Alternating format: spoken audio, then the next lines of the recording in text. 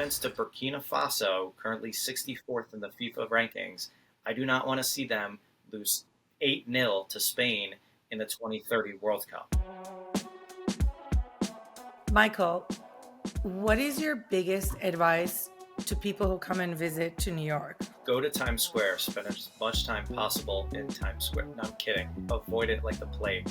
I don't do all the touristy things. Do whatever you want. Like, it's New York. It has literally everything for anyone. Do you want to know my number one advice to people who are like, oh, we really want to come see New York? And I'm like, great, just avoid 1 week in New York, the UNGA, the United Nations General Assembly week. I was like, that is 1 week you should not come here, not only because it is extremely expensive to find a hotel, it's also chaotic. You cannot go from point A to B. And that week was always like associated with politics and state heads and, you know, what the president is going to say, what the United Nations is going to do.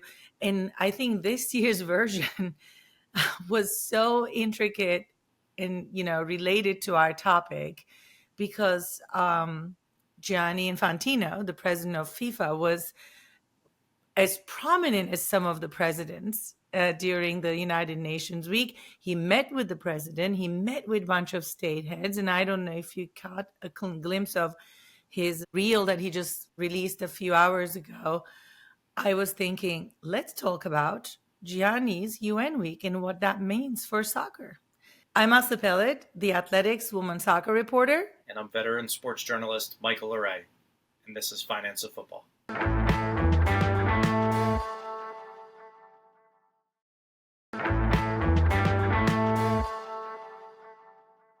I think the highlight of the United Nations General Assembly week, I think we don't want to get into politics at this show, but I think the biggest thing that came out of it is CONMEBOL President Alejandro Dominguez and leaders of South American soccer federations discussed expanding the men's 2030 World Cup to 64 teams. In fact, Alejandro Dominguez came out and said, that's what we want. And I think you and I were both listening to what was going to happen in 2030. It was supposed to be hosted by, of course, Spain, Portugal, and Morocco. However, because of the 100th anniversary of the World Cup, Uruguay was the first host of the World Cup, needed to be part of it. And then I think they included Argentina and Paraguay to it. And it just became sort of like the opening is going to be in South America, but then they're going to come play majority of the games in Europe. And I guess Alejandro Dominguez thought we can fix it. We can just make it bigger and everyone gets a piece of the pie. Yeah, it's one of those things really where less is more, at least in my opinion, that, you know, we're coming off of the 2026 World Cup. At that point, obviously, being hosted by an entire continent in North America with the United States, Canada, and Mexico hosting. And now you're going to have 6 countries across 3 continents hosting. I understand the 3 in South America are hosting just one-off matches, and the majority of the tournament will be played in Spain, Morocco, and Portugal. But it's complicated. And not only that, they're talking about expanding the field, like you said, that we already have an expanded field for 2026 that's going to have 48 teams up from 32, but they want to have 64 nations competing in the 2030 World Cup. That seems like a lot to me. What is that going to be? 128, 130 something matches that all of these other countries are going to have to play? Like, I think it's a lot. Do you think it's a good thing or a bad thing? So first of all, we already have 48. What if it becomes 64? I feel like the Athletics head of US Soccer, Martin Rogers, wrote a really good explainer, an opinion piece about that. And the moving from the classic 32 team format that we used from 1998 to 2022 is already changing in 2026. It's a big shift. The 48 format, a little more complicated. It is going to need messy calculations involving third place teams to qualify to the group stages. However, a 64 team tournament, actually have 16 groups of 4 with the top 2 from each group advancing, and then eliminating the need for the best third place tables and like maybe make it less complicated to qualify. Just double up the 32 team format. That's one way of looking at it. And also, even when we think about it logistically, 64 team tournament wouldn't necessarily be longer than 48 team version. It will still be the same 39-day format. And I mean, I'm saying this, but maybe it's like me being, I want to see Turkey in the World Cup more often than less. It will give countries like Turkey, which do not get to qualify because getting out of the European region is so hard, but like we will have 12 teams coming out of UEFA, 12 teams coming out of CONMEBOL. I mean, they made it 48. What's the difference? They can make it 64. But like, where does it end though? Is my question. If it's 48, and in 4 years time it's 64, and then after that it's going to be 128. Like there's 211 member associations of FIFA. Why not just have all of them? Like this is my concern. Is we're sitting here and it's growing and growing, and I'm all for inclusivity and growing the game and all of those things, and governing bodies are going to tell you that's what they're doing this for, right? Let's unite the world around the most popular sport on the planet. But at the end of the day, all they're doing is expanding their bank accounts. This is 100% a money play. Of course. And don't tell me otherwise. You mentioned Alejandro Dominguez. What does he say on social media? Quote, "We want to call for unity, creativity, and believing big, because when football is shared by everyone, the celebration is truly global." Of course he's going to say that. Who benefits the most from an expanded tournament in 2030 being hosted by, 3 CONMEBOL countries is the president of CONMEBOL. Like, I just can't. I'm tired. Look, they expanded it in 2026 in an untapped market in North America. We see the potential for money and just soccer is untapped here. The potential for revenue and growing the game here is massive. Yes, they want to expand in 2030, but is there any coincidence that it's going to be in Saudi Arabia in 2034, and now they're going to get an even bigger one? You're telling me they're not going to want even more teams and to drive even more, revenue on the Middle East? It's just like Don't get me wrong. Don't get me wrong. I totally agree with you. I totally agree that this is a money play. First of all, we don't know if it's going to happen, but if it does, which probably, given CONMEBOL's power over FIFA, because it's such an important region for the organization, they will get that, bump for sure. And we already know Gianni Infantino loves bigger tournaments, more dates added to the calendar. But is there a difference between 48 and 64 in my mind? I think we're just already there. We may as well, accept it. But I don't know if they can expand it from 64 to some, other crazy number.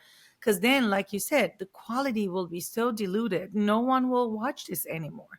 I do agree with you on that too. Like the reason we wait every 4 years to see who is really the best of those 211 countries. We don't look around and say, oh, we want to see who's included and let's see how beautiful the inclusion is. Like nobody's watching that tournament from an inclusive perspective. They're looking at it from, oh my God, I'm going to watch the best players in the world and which country is the best country in the world. And I feel like, I think they're risking it big. And I'm also hoping like they won't be adding not only any more teams, but also no more tournaments. This is more than enough to make money, bring inclusivity. The other thing that I think is important to mention here was when all this was happening, when, Infantino was meeting with state heads and a lot of presidents of the member countries of FIFA, he also met with President Donald Trump.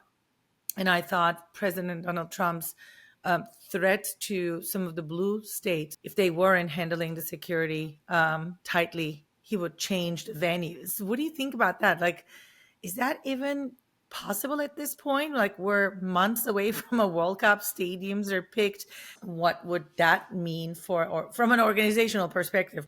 Yeah, listen, I don't know the logistics of that. Obviously, they'd be very complicated if it's, oh, the final's going to be here, a semifinal's going to be in the city, and it's deemed unsafe, and now we're going to host it in a different one. I would love to see his list of safe cities, again, with air quotes, because I'd be very curious in what cities they are and what's states and the governors, what side of the political spectrum those governors are on, and I wouldn't be surprised if they're the same as the president. But listen, I think it's just he likes to insert himself in a lot of conversations. We see it across all sports with the NFL and player protests back in Colin Kaepernick's days. Keep politics out of sports, and here he is injecting politics into sports, and we all know politics have been part of sports since politics in sports, right? You can think back Yeah. to the Olympics in Germany and Jesse Owens and the Nazis and just Dirty war in Argentina, and they actually, like wanted to cover up everything that was going on in their country by hosting the World Cup in 1978. exactly. You can't separate the two as much as you want to compartmentalize them, but I think it's, at least I hope, it's kind of an idle threat maybe to these cities to allegedly clean up how unsafe they are. But honestly, I have no clue what he's capable of or what he would want to do, and really if Infantino, how much he's in his ear, right? And if Infantino says, "Listen, like, okay, if you're saying we move it out of the city, yeah, it'll be a logistical nightmare, but like we want to save face with you and those kinds of things." So I know they're obviously friends. FIFA opened up an office in Trump Towers in New York. I'd like to be optimistic that this is just kind of a threat and him talking as he typically does.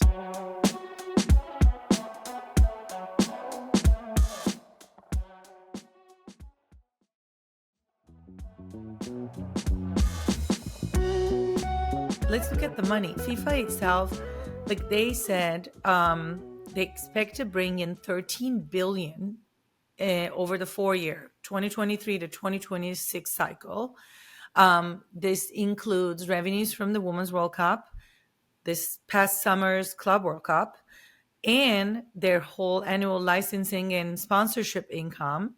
That is more than double the amount FIFA earned in the 4-year cycle that ended with Russia in 2018, and almost 75% more than the 7.5 billion FIFA brought in over the Qatar 2022 cycle. That's a lot of money. That's a lot of money that is going only the governing body. It's not, like, of course, there's the prize money that they spend and everything else, but it's I think the numbers are going up very significantly.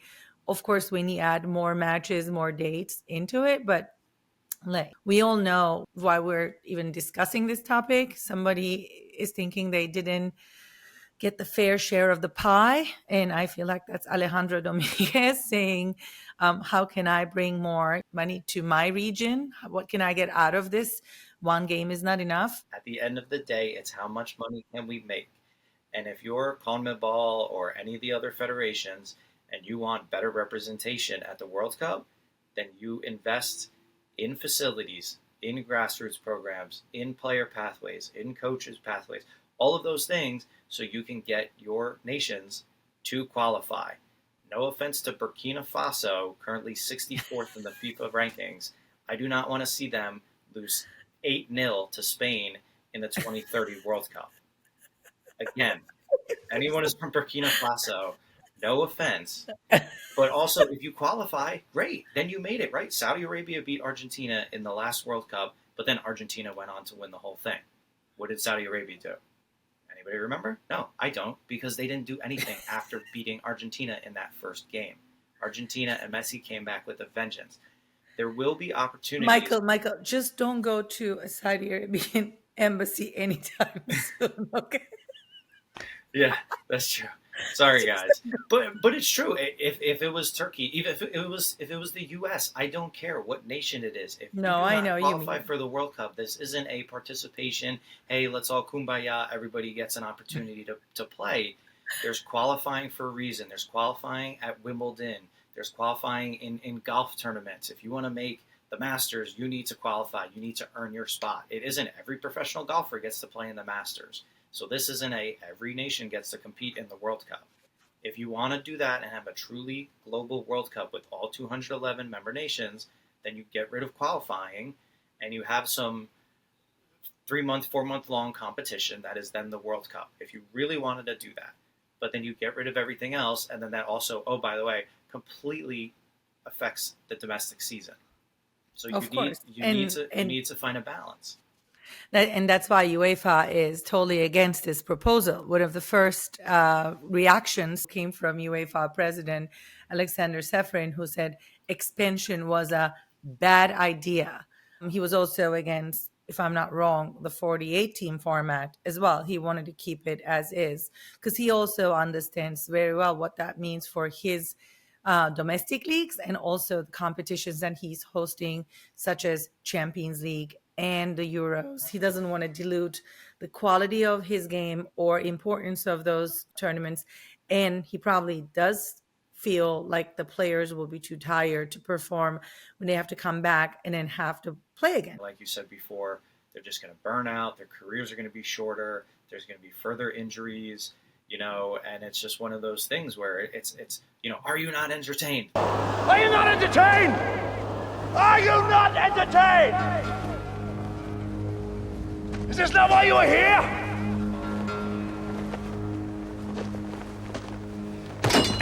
I feel sometimes when I'm in sports arenas, that's the kind of the setting. Like it just, they're not really killing each other like per se, but they're killing or dying on the field slowly just because what we're saying is basically they don't matter. They make a lot of money, but what percentage of the players are making that much money is another, I think, important detail. Not everyone is making $100 million a year. They're making much less than that, and they're still overworked. And these guys are just burning out left and right. We see it in the NFL. These guys are tearing their ACLs and getting concussions and all that. And I think the average career and span in the NFL is like 3 seasons. So you come into the NFL. I did not know that. That's oh my short. God. Yeah, a lot of the professional leagues in the U.S., it's 3 to 5 years. The NFL, obviously, with all the Concussions physicality and the concussions and the violence and all that, like it's tough. So these guys, they use them, abuse them, and lose them. And the thing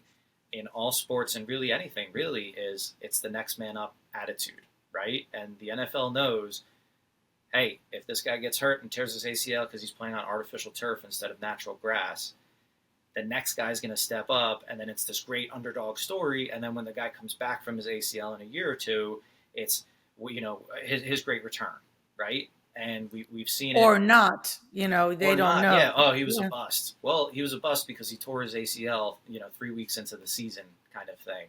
So it's obviously tough. And FIFA Pro came out with a report entitled "Overworked and Underprotected: The Player Health and Performance Impact." Like, just look at the title already. Yeah. They're sitting here saying these guys are overworked and they're just not protected. And they really looked at, like you mentioned before, there was the European Championships in 2024. We had Copa America as well too.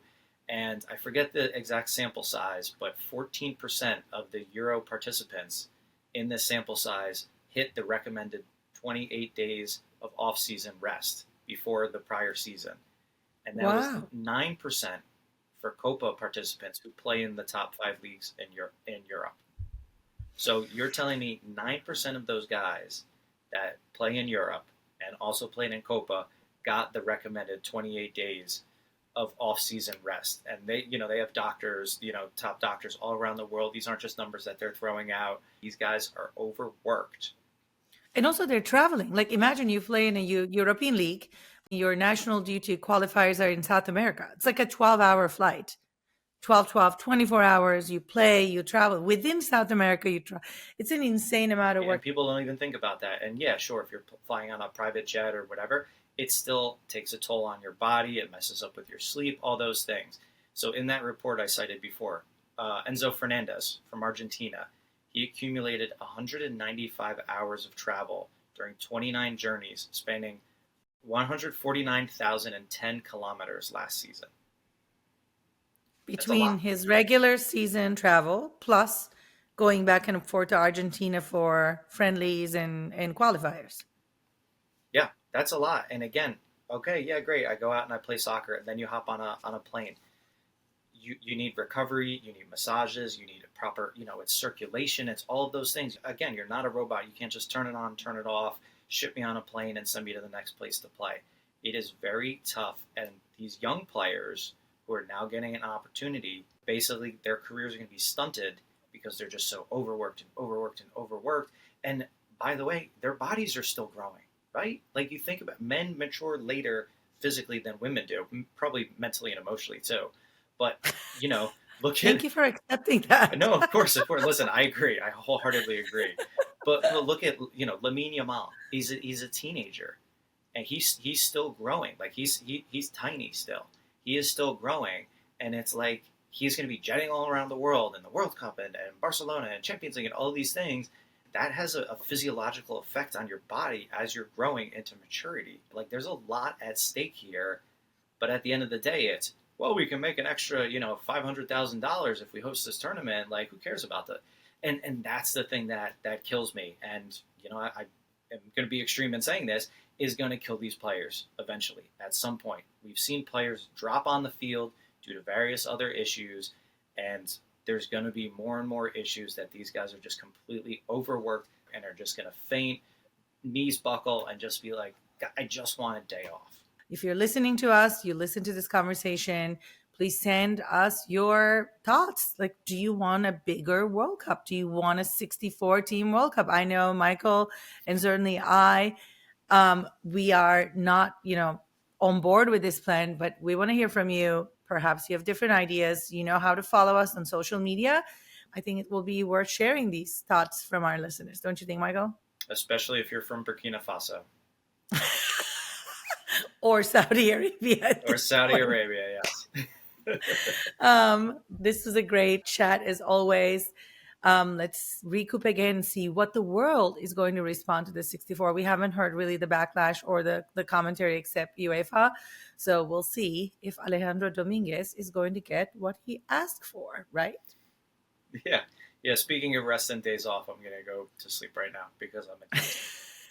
I know. We didn't even get to that. You were coming off of a very heavy weekend with golf, but yeah, go, buddy. Go rest up, and can't wait to see you next week. See you next week. Finance of Football comes to you from the Frequency Machine Podcast Network. Hit us up on social on Instagram, LinkedIn, Facebook, and YouTube for more football business and our enlightened opinions. This episode was produced by co-hosts Asa Pelit and Michael LoRé. It was edited by Ryan Hammond. Mixing and mastering by Julian Kwasniewski. Our theme music is by Hatamet Tsunami. Our show is executive produced by Stacy Book and Avi Glajansky for Frequency Machine. Find more about Finance of Football at frequencymachine.com. Follow us on YouTube at Finance of Football and listen anywhere you get podcasts. Please like and subscribe. Help us reach more people. We love you for it.